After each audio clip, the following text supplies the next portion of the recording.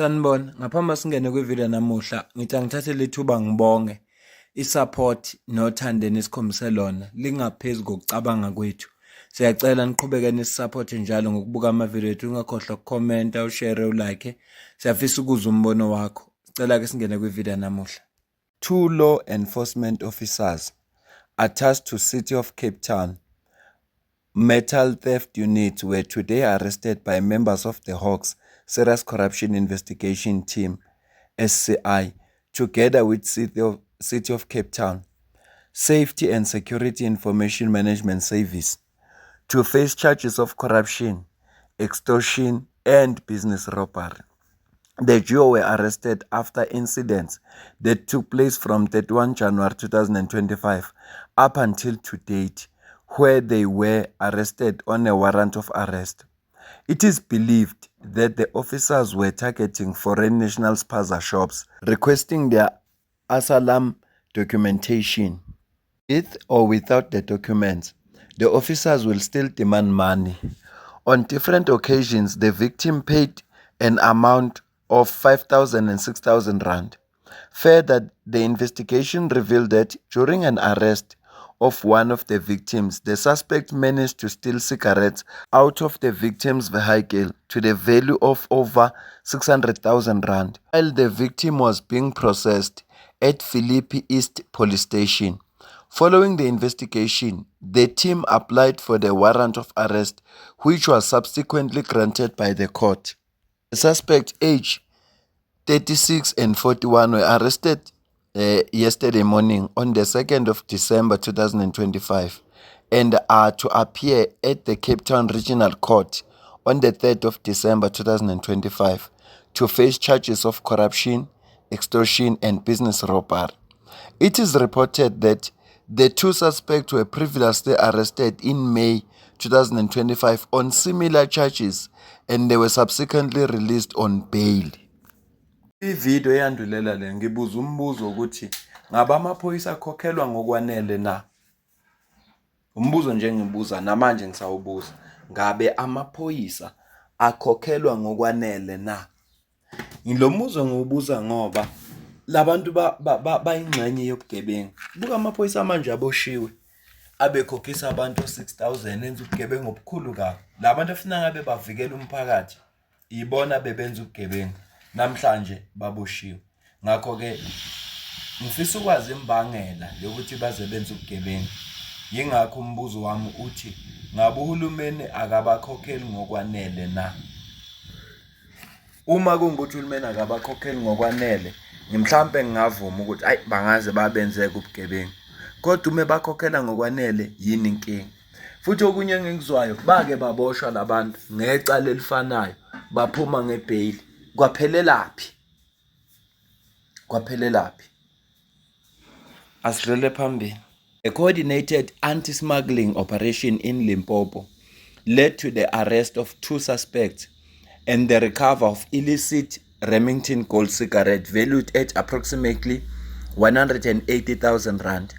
The Limpopo tracking team, working with Chimolo Security and Investigation and Shadow Secure Security, launched the operation after receiving intelligence about vehicle transporting illegal goods along the R36 route. Intelligence indicated that two white Toyota Corolla Quest vehicles were moving illicit cigarettes from Musina towards Tzaneen. The operation teams quickly established an observation plan along the route to monitor the vehicles' movement. Their coordinated approach ensured that the suspects' actions were followed closely as they traveled towards the Tzaneen industrial area. The vehicles were later identified approaching the industrial zone, prompting officers to move in.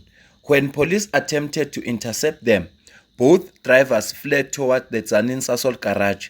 A chase followed, with officers keeping close pursuit until the vehicles were cornered near the Sasol industrial area and brought to a stop for further investigation. Search of both vehicles revealed that they were loaded with illicit Remington Gold cigarette. Two suspects aged 37 and 48, both Zimbabwean nationals. were arrested on the scene. Ngifuna ukuphinda futhi le line. 2 suspects, aged 37 and 48, both Zimbabwean nationals, were arrested on the scene. The swift action by combined teams ensured the illegal cigarette was recovered before it could reach its intended destination. Lieutenant General Thembi Hadebe, Provincial Commissioner of the Police in Limpopo, commended the team's work between law enforcement and private security partners. She said the continued collaboration plays a vital role in disrupting criminal operations and protecting the provincial economy from the impact of illicit trade and organized smuggling activities. The suspects are expected to appear in Tzaneen Magistrate Court on charges related to possession of illicit cigarette.